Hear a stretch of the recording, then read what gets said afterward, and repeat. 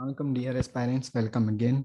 आज हम डिस्कस करेंगे political thoughts of Niccolo Machiavelli. Niccolo Machiavelli is also called child of renaissance. अब ये फिलोसोफर्स भी थे, ह्यूमनिस्ट भी थे, पॉलिटिशियन भी थे, डिप्लोमेट भी थे, मिलिट्री मैन भी थे एंड थ्योरिस्ट भी थे। वो क्यों थे, लेट्स डिस्कस। मैकियावेली के जो पॉलिटिकल थॉट्स हैं ना, उन्होंने बहुत ज़्यादा इन्फ्लुएंस दिया वर्ड को। अब ये छोटा सा उसका इंट्रोडक्शन है जो कि हमें एमसीक्यूज में काम आता है। ये आप देख सकते हैं, अपने नोट्स में भी इसको इंक्लूड कर सकते हैं। दूसरा इंट्रोडक्शन है, उसने कौन कौन सा काम किया था, कब काम किया था, कहाँ पे पैदा हुआ था। इटली में, ये आपको याद रखना है, इटली में पैदा हुए थे। क्योंकि उसके बाद जो है ना, हमें आगे चल के जब उसका बैकग्राउंड पढ़ना होगा कि क्या रीजन था कि एक एब्सोल्यूट मोनार्की के कॉन्सेप्ट को प्रमोट किया है निकोलो मैकियावेली ने। उसके पीछे जो है ना, बस सिचुएशन ऑफ इटली थी। वो क्या थी हम देख रहे हैं। Condition of Italy at the time of Machiavelli. अब ये एक छोटा सा नोट लिखा हुआ है, इसमें आप देख सकते हैं। जैसे लिखा हुआ है, in the late medieval period and the early Renaissance, Italy was in bad situation. The country was being invaded by powerful foreign nations states such as France and Spain. In Rome, the corrupt Alexander Borgia won the papal election through bribery, and he rapidly appropriated the church's wealth for his own family's benefit. In Florence, the once powerful Medici family, patron of the art and civic projects, was in decline, rapidly losing and gaining power in alternate decades. Parts of Italy became republics such as Genoa, but other cities like Venice fell to dictators. There was no hereditary monarchy to rule the country and no centralized government existed. Each Italian city was like a little nation unto itself, ruled by oligarchic families who viciously eliminated business competitors in manner that would make the modern mafia turn pale. Italy was literally tearing itself apart, and it couldn't unify itself or defend the peninsula against aggressors. It was a bad time to be an Italian. अब देखें, इसमें हम simply ये करेंगे कि वहाँ पे rule of law नहीं था, पॉलिटिकल अथॉरिटी नहीं थी, करप्शन थी और फॉरेन इन्वेजन थी। तो ये सारी चीज़ों ने जो है ना, वहां पे गढ़ बनाया हुआ था इटली में। तो मकियावेली उस एरा से बिलोंग करते हैं। तो मैंने इनिशियली आपके इंट्रोडक्शन टू पॉलिटिकल साइंस में ये भी बताया था कि हम जितने भी पॉलिटिकल फिलोसोफर्स पढ़ेंगे, उनकी जितनी भी फिलोसफी है वो बेस करती है उनके बैकग्राउंड पे। अगर किसी के पास किसी फिलोसोफर के उसके राइट्स वायलेट होते हैं तो वो डेमोक्रेसी की बात करता है कि भाई हमें हमारे राइट्स प्रिजर्व करने के लिए डेमोक्रेसी होनी चाहिए। जिस एंड दूसरा फिलोसोफर है जिसकी स्टेट में जो है ना पॉलिटिकल इंस्टेबिलिटी है, तो वो पॉलिटिकल अथॉरिटी को एम्पावर करने की बात करेंगे। तो मकियावेली जिस एरा से बिलोंग करते थे, वहां पे ये सारे इश्यूज थे जिसको कंट्रोल करने के लिए इन्होंने एक एब्सोल्यूट मोनार्क की डिमांड की। अब वो मोनार्की की डिमांड जो है ना, एक उसने बुक लिखी थी द प्रिंस, उसमें ये देता है। अब जो बुक थी उसको मकियावेली स्टेट क्राफ्ट भी बोला जाता है। अब ये जो इसमें एडवाइसेस दी है ना, ये एडवाइसेस दी हुई हैं मकियावेली ने एक प्रिंस को कि प्रिंस किस तरीके से होना चाहिए, उसमें कौन कौन सी एबिलिटीज होने चाहिए, वो किस तरीके का होना चाहिए, वो किस तरीके से अपनी स्टेट को गवर्न करे, किस तरीके से रिलेशन मेंटेन करे, पर्सनल लाइफ में क्या होना चाहिए, प्रोफेशनल लाइफ में क्या होना चाहिए। और मकियावेली का जो ये स्टेट क्राफ्ट है, यही हमारे सीएसएस और पीएमएस में आता है। तो हम इसको डिस्कस करेंगे। अब फर्स्ट पे आता है combination, combine the qualities of lion and fox. अभी देखो, एक जो शेर होता है ना वो बहादुर होता है, और जो फॉक्स होता है ना वो चालाक होता है। तो जो एक आपका प्रिंस होना चाहिए ना, वो बहादुर भी होना चाहिए और चालाक भी होना चाहिए। किस तरीके से? The ruler should set fear in the minds of his subjects, but no so much as to result in hatred towards him. He should have the courage of lying and the cunning of fox. Force and fraud are the main shields in his hands, who can use them at the proper time and place. अब देखें, एक ruler होना चाहिए ना, उसका उसको अपना डर मेंटेन करना चाहिए लोगों के सोच विचार में, लोगों के दिमाग में, उनकी माइंड में। और वो इतना चालाक होना चाहिए, और उसमें करेज जो होनी चाहिए वो शेर वाली होनी चाहिए, और कनिंग लाइक अ फॉक्स होना चाहिए। फोर्स एंड फ्रॉड उसका जो है ना मेन शील्ड होना चाहिए, कि वो कहाँ पे उसको यूज करे at better and better time, at better time and place. तो ये एक उसका पॉइंट है। दूसरा है यूज फोर्सेस रथलेसली। इसका मतलब क्या? he advises to the ruler to use four formulas of force like sum, dam, danda and भेड़। अब ये तो इसको आप जो है ना, ये कौन सी लैंग्वेज होती है? इटालियन में लिखा हुआ है इसका।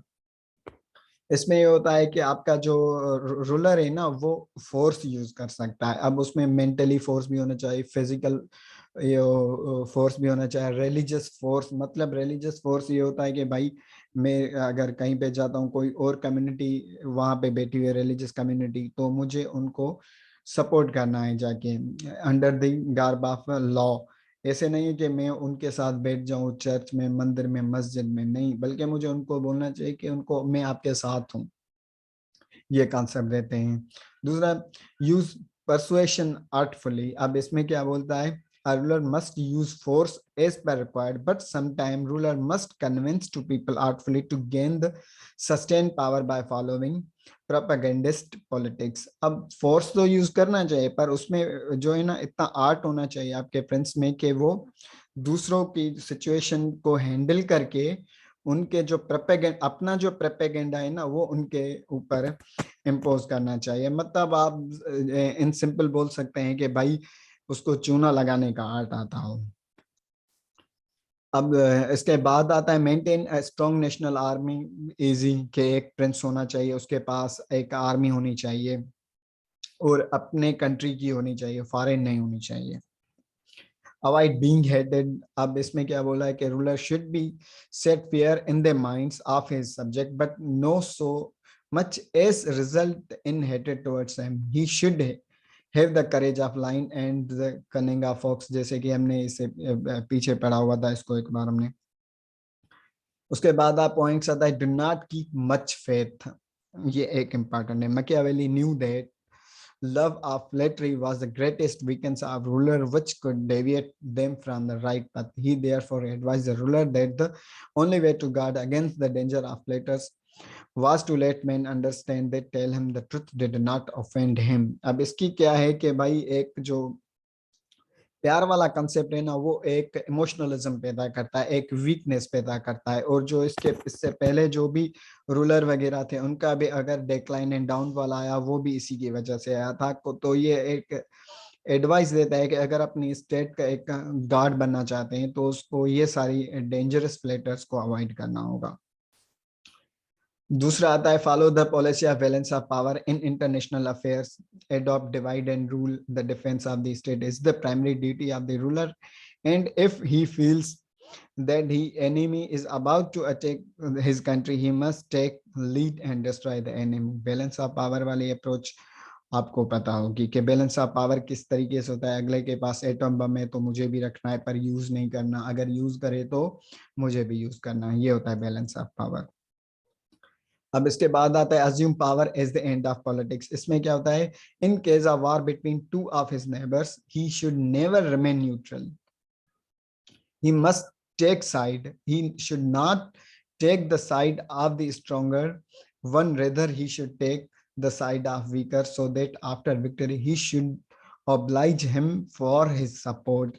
अब देखें, एक स्ट्रोंग होगी, आप स्ट्रोंग के साथ आप जाकर लड़ेंगे ना, अगर उसकी विक्टरी होगी, आपको बोलेगा कि नहीं, मैंने तो अपने दम पे लूटा, because I am super power as well. अगर आप वीक की साइड होंगे, उसको पता होता है कि में नहीं जीत सकता। अगर उसकी साइड जाके आप उसको विक्ट्री दिलाएंगे तो वो हमेशा आपके पास झुका रहेगा कि ये my victory belongs to XYZ।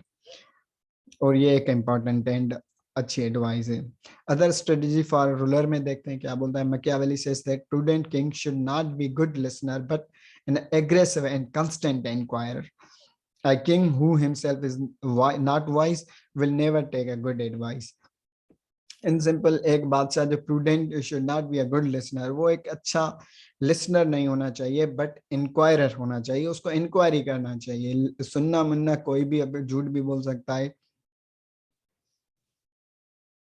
अब दूसरा, king who himself is not wise will never take a good advice. एक खुद ही बादशाह वाइज नहीं है, समझदार नहीं है, तो अच्छी जो है ना सलाह कहाँ से लेगा।